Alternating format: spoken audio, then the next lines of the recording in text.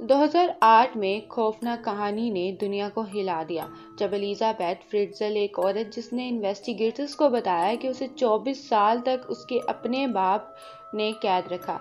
उसका कैद होना एक छुपी हुई जगह में था जो उसके घर के सेलर में थी। ये छुपी हुई जगह एक खौफनाक राज थी जिसे अब तक किसी ने नहीं देखा था। जब ये कहानी सामने आई तो हर कोई हैरान रह गया और सबके जहन में एक सवाल था, ये सब कैसे हुआ। आई एम काइनी और आप देख रहे हैं यूनिवर्स सागा एकोस। बिना किसी देरी के लेट्स स्टार्ट द वीडियो।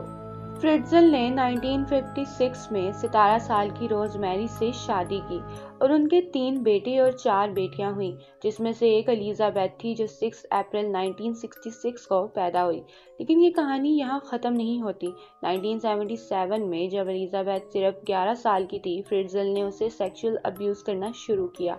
ये सब कुछ कैसे शुरू हुआ, ये जानने के लिए आप सबको बेचैनी से इंतजार होगा। 1967 में जोसेफ फ्रिट्ज़ल ने लिंज में एक 24 साल की नर्स के घर में घुसकर उसका रेप किया जब उसका शौहर बाहर था। उसने चाकू से उसकी गर्दन पर धमकी दी, कहकर कि अगर उसने चीख मारी तो वो उसे मार देगा। ये सिर्फ एक ही इंसिडेंट नहीं था, उस पर एक 21 साल की औरत के रेप की कोशिश का भी इल्जाम था। फ्रिट्ज़ल को गिरफ्तार किया गया और उसने 18 महीने की सजा में से 12 महीने जेल में गुजारे। ऑस्ट्रियन कानून के मुताबिक 15 साल बाद उसका क्रिमिनल रिकॉर्ड मिटा दिया गया। 12 नवंबर 1986 को 17 साल की मार्टिना अपने घर से निकलकर बस स्टॉप जा रही थी। जब उसने अपने दोस्त से मिलने का वक्त रखा हुआ था तो उसके फ्रेंड ने उसकी माँ को फोन किया। उसकी माँ को लगा कि उसकी बेटी अपने फ्रेंड के साथ है, लेकिन बाद में पता चला कि मार्टिना काम पर भी नहीं आई।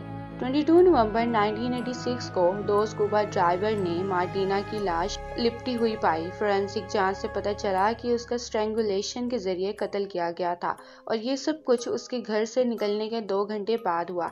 फ्रिट्ज़ल को इस कत्ल में शामिल होने के लिए जांच किया गया क्योंकि उस वक्त उसका कैंप ग्राउंड उस जगह के सामने था जहां मार्टिना की लाश मिली।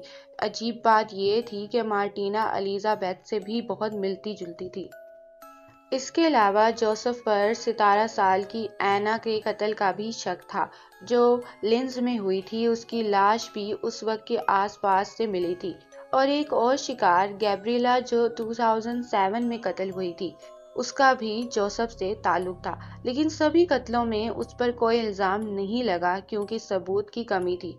ये सब इंसिडेंट एक खौफनाक राज को छुपाती हैं जो अभी तक सामने नहीं आई। तो दोस्तों, अब कहानी में ट्विस्ट आता है कि फ्रिट्ज़ल के अरेस्ट होने के बाद उसने दावा किया कि उसका अपनी बेटी के साथ बिहेवियर रेप नहीं था, बल्कि ये सहमति थी। उसने अपने लॉयर के साथ बातें करते वक्त कहा कि मैं हमेशा जानता था कि 24 साल तक जो मैं कर रहा था वो सही नहीं था, लेकिन ये मेरी जिंदगी का एक आम हिस्सा बन गया था।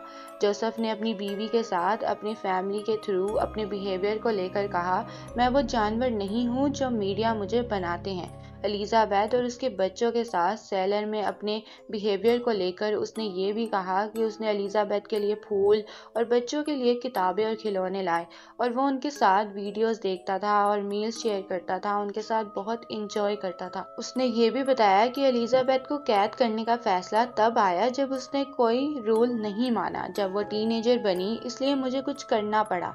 मुझे एक ऐसी जगह बनानी थी जहाँ मैं एलिजाबेथ को अगर ज़रूरत पड़ी तो रेप से बाहर की दुनिया से दूर रख सकूं।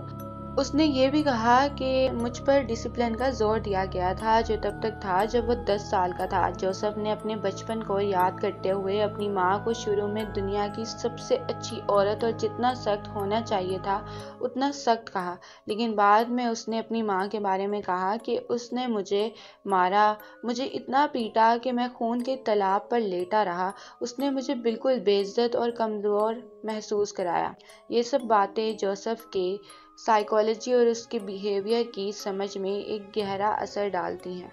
एलिजाबेथ ने अपने बाप से कभी ना मिलने की शर्त पर 11 जुलाई 2008 को ऑस्ट्रियन प्रोसिक्यूटर इन्वेस्टिगेटर के सामने वीडियो टेप्ड गवाही दी। उस पर इन्फेंट मिशेल की कत्ल का इल्ज़ाम था जो कि जन्म के बाद कुछ ही देर में मर गया था। जोसेफ को रेप, इंसेस्ट, किडनैपिंग, जल्दबंदी और गुलामी के इल्ज़ाम भी फेस करने थे। जिनकी सजा 20 साल तक हो सकती थी। तो दोस्तों, अब कहानी की तरफ आते हैं कि आखिर एलिजाबेथ के साथ हुआ क्या था। एलिजाबेथ ने 17 साल की उम्र में कंपलसरी एजुकेशन खत्म करने के बाद वेट्रेस बनने का कोर्स शुरू किया। जनवरी 1983 में वो घर से भाग गई और अपनी दोस्त के पास छुप गई, लेकिन पुलिस ने 3 हफ्तों के अंदर उसे ढूंढ लिया और उसके माँ बाप के पास वापस भेज दिया। एलिजाबेथ ने अपना वेट्रेस कोर्स दोबारा शुरू किया, जो मिड 1984 में ख़त्म हुआ और उसे लिंस में एक नौकरी का ऑफर मिला। जब एलिजाबेथ की उम्र 18 साल हो गई थी, जोसेफ ने उसे घर के बेसमेंट में बुलाया, ये कहकर कि उसे एक दरवाज़ा उठाने में मदद चाहिए, लेकिन असल में वो बेसमेंट को एक जेल में तब्दील कर रहा था। दरवाज़ा उसकी आखिरी चीज़ थी जो उसे सील करनी थी। एलिजाबेथ ने जब दरवाजे को जगह पर रखा तो जोसेफ ने उसके चेहरे पर ईथर भरा टॉवल रखा जब तक वो बेहोश नहीं हो गई, फिर उसे चैम्बर में फेंक दिया। एलिजाबेथ के गायब होने के बाद उसकी मां ने मिसिंग पर्सन रिपोर्ट दर्ज कराई। लगभग 1 महीने बाद जोसेफ ने पुलिस को एक लेटर दिया जो एलिजाबेथ से लिखवाया था जब वो सेलर में थी, जिसमें एलिजाबेथ ने कहा था कि वो अपने फैमिली के साथ रहने से थक गई है और एक दोस्त के साथ रह रही है। उसने अपने माँ बाप को वार्न किया कि अगर उन्होंने उसे ढूंढने की कोशिश की तो वो कंट्री छोड़ देगी। जोसेफ ने पुलिस से कहा कि वो शायद किसी कल्ट में शामिल हो गई है। अगले 24 सालों तक जोसेफ हर रोज कम से कम हफ्ते में 3 बार उस छुपी हुई चैम्बर में जाता रहा, खाना और दूसरी चीजें लाता रहा और बार बार एलिजाबेथ के साथ रेप करता रहा। कैप्टिविटी के दौरान 7 बच्चों को पैदा किया। एक बच्चा पैदा होने के बाद कुछ ही देर में मर गया।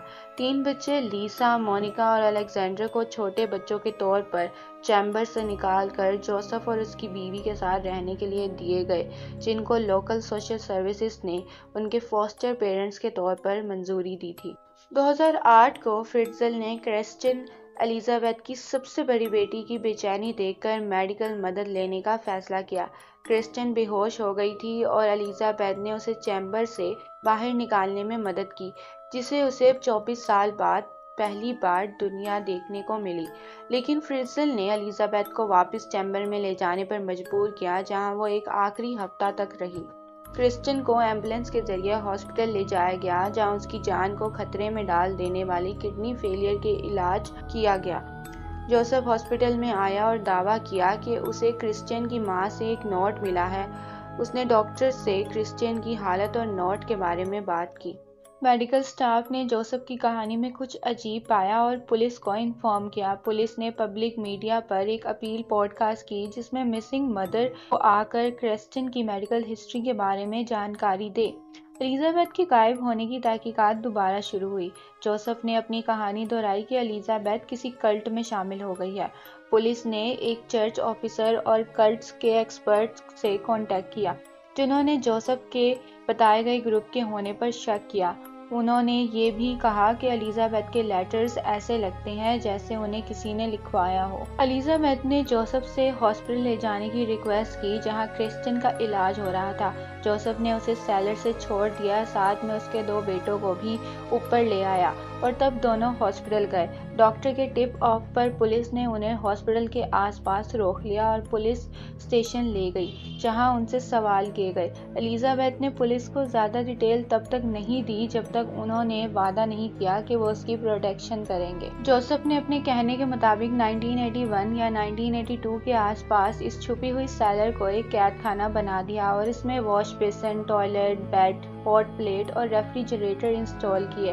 1983 में उसने एक पुराने बेसमेंट एरिया की तरफ एक पैसेज वे बनाकर और ज़्यादा जगह ऐड की, जिसके बारे में सिर्फ उससे ही पता था। जोसेफ के बेसमेंट वर्कशॉप में एक शेल्फ के पीछे दरवाज़ा था, जिसे इलेक्ट्रॉनिक कोड के जरिए रिमोट कंट्रोल यूनिट से खोला जा सकता था।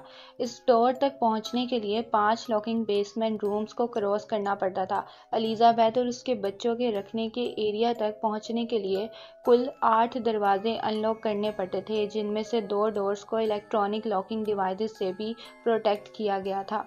1993 में एलिजाबेथ के बार बार कहने पर जोसेफ ने प्रिजन का एरिया बढ़ाने की इजाज़त दी, जिसमें उन्होंने और उनके बच्चों ने हाथ से मिट्टी खोदकर काम किया। अदालत में जोसेफ फ्रिट्ज़ल ने अपने जुर्म का इकरार किया। उसके जुर्म के लिए उसे उम्र कैद की सजा सुनाई गई। ये सजा ऑस्ट्रेलिया की जेल में गुजारते हुए जोसेफ फ्रिट्ज़ल अपनी जिंदगी का हर दिन काट रहा है, बिल्कुल वैसे ही तन्हाई में जैसे उसने अपनी बेटी और उनके बच्चों को रखा था। इस कहानी पर आपकी क्या राय है? कमेंट्स में ज़रूर बताएं। मज़ीद ऐसी ही ट्रू क्राइम कहानियों के लिए चैनल को सब्सक्राइब करें। Take care, good bye.